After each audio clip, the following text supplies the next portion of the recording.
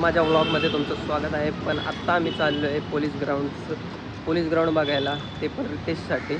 उद्या त्याची एक्झाम आहे, त्याच्या आधी आपण पाहणी करून येणार आहे की कुठे आहे काय. तर तिकीट काढतो आहे मरोळसाठी आम्ही, पण मरोळला डायरेक्ट ट्रेन जात नाही, त्यामुळे आधी काढतो आहे कोणतं घाटकोपर. दिदीला काढताच येत नाही, थांबा. अरे तिकतसलं कशा टाकते. तर दीदीला तिकीट काढायचं जमलं नाही म्हणून मी घाटकोपरची तिकीट काढली आणि आता निघू आपण. तर रितेश पहिल्यांदाच लोकलने प्रवास करतोय आणि आम्ही आत्ता ठाणे स्टेशनला पोचलो होतो आणि ठाणे स्टेशनवरून CST पकडायची होती, लागली होती. तर आम्ही पळत गेलो आहे ट्रेन पकडायला आणि घाटकोपरवरनी आत्ता आम्ही मेट्रो पकडली. आणि मेट्रोमध्ये पण रितेश पहिल्यांदाच बसला आहे, म्हणजे मुंबईला आला आणि सगळा अनुभव त्याने घेतला आहे लोकलचा आणि मेट्रोचा. आत्ता आम्ही उतरलो आहे मरोळ नाका स्टेशन. तर आत्ता आम्ही उतरलो मरोळ नाका या मेट्रो स्टेशनला आणि तिथून शेअरिंग रिक्षा भेटते पोलीस ग्राउंडला जाण्यासाठी 20-20 रुपये पर हेड, जी आम्ही पण घेतली. आणि आमचे अक्षय शेठ पुढं बसलेत आणि माझ्यासोबत आहे दीदी, रितेश आणि आत्ता आम्ही पोलीस ग्राउंडला पोचलो आहे आणि वर जाऊन बघणार आहे कसं काय आहे ग्राउंड. रितेशला पण आतमध्ये जायचं आहे, ग्राउंड बघायचं आहे. पण पोलिसांनी आम्हाला काय आतमध्ये जाऊन दिलं नाही, कारण अलाउड नाही आतमध्ये जायला. आम्हाला काय आतमध्ये जाऊन दिलं नाही. पण रितेशला बॅग घेऊन मी बोललो आहे आतमध्ये एकदा ग्राउंड बघून ये, म्हणून तो आतमध्ये चालला आता आणि तो बाहेर आल्यावर आपल्याला सांगेलच कसं काय आहे ग्राउंड. रितेश आत्ता आतमध्ये गेला आहे पाहणी करायला आणि आम्ही थांबलो बाहेर. दीदी, मी, अक्षय. बॅक सपोर्ट आलाय ग्राउंड बघून.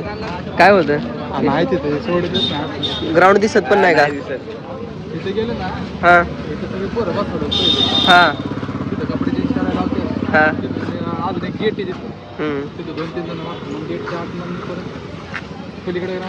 ग्राउंड दिसतच नाही. दिसत काय असं येडे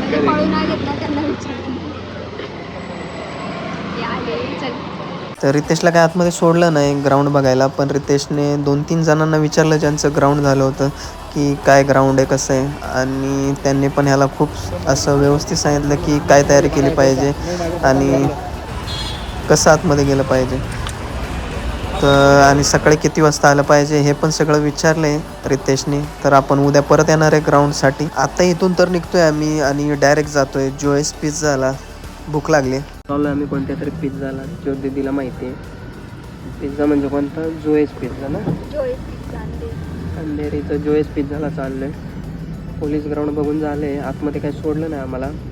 पण रितेशने 2-3 जणांची चर्चा केली तर त्यांच्याकडून कळलं की जरा आहे सोपं आहे. तर रितेश उद्या काढू शकतो ग्राउंड.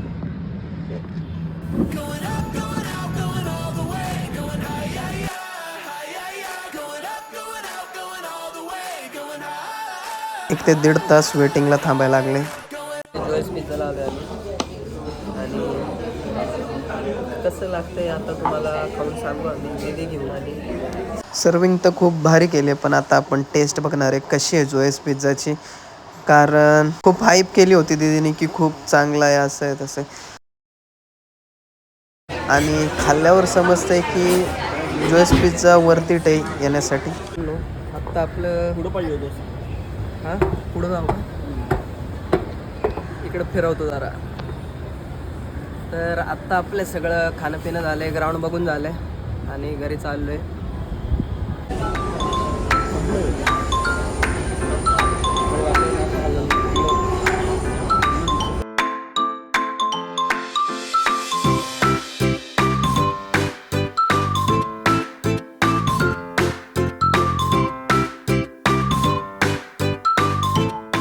आत्ता सकाळचे वाजले आहेत 3:30 आणि आम्ही चाललो आहे ग्राउंडच्या एक्झामसाठी रितेशच्या. सकाळी 6 वाजता लाईन चालू होणार आहे. जस्ट पोचलं आता आणि गर्दी खूपच आहे.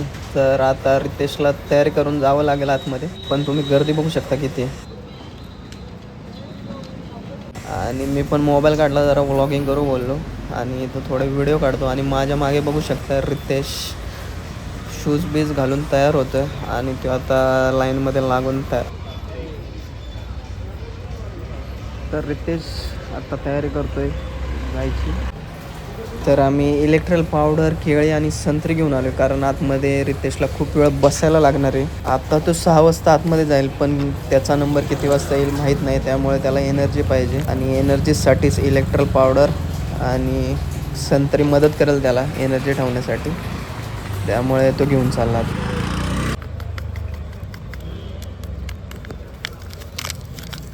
आज 7 ते 8 हजार मुलं असतील आणि त्या गर्दीमध्ये जाऊन आपला रितेश बसला आहे.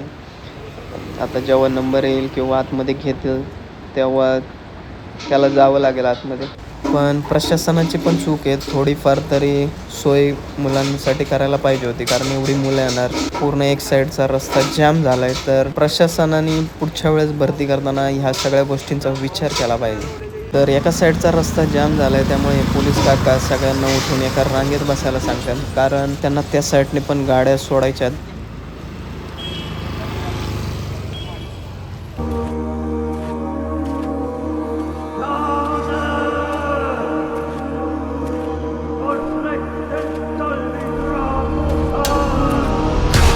काका व्लॉगर आणि प्रशासनाची खूप तारीफ करतात, जे एक प्रकारे वाट लावतात.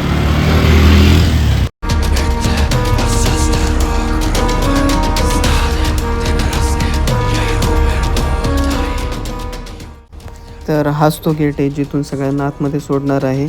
इथून 1 ते 1.5 किलोमीटरवरती पोलीस स्टेशनचं ग्राउंड आहे. तर तिथे सगळ्यांची एक्झाम होईल आणि सगळ्यांना आता सोडलं आहे करेक्ट 6 वाजता. पण गर्दी बघू शकता किती आहे तुम्ही. तर ज्यांचा टायमिंग 12 आणि 2चा आहे त्यांनी पण इथं गर्दी केली होती कारण सगळ्यांनाच उन्हाच्या आधी पळायचं होतं. पण नंतर पोलिसांनी हॉल तिकीट बघूनच सोडायला सुरुवात केली त्यामुळे सगळे परत आले.